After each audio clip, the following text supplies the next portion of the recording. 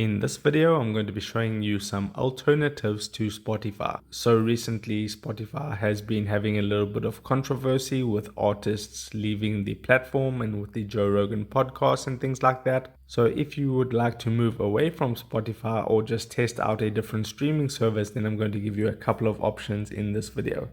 So I came across this article by The Verge and I'll leave it linked up in the description of the video.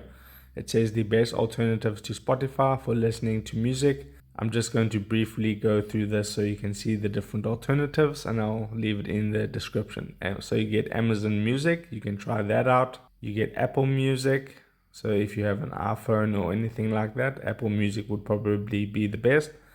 Then you get Bandcamp, kind of like an underrated one, but you can still try that one. Then Deezer. So there's no shortage of options when it comes to alternatives to Spotify.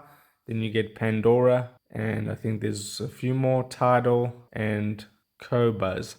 So I'm not too sure how to pronounce that, but I think you get the idea that there are many alternatives if you want to move away from Spotify.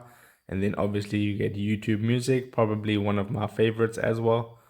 Apart from Spotify, I still really like Spotify because it's just working well for me. But there you go.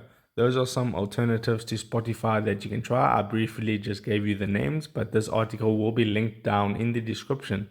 So you can go and click the links within the article and check out the different streaming services. So if this video helped you out, don't forget to drop a like onto it and subscribe for more. And I'll see you in the next video. Take care.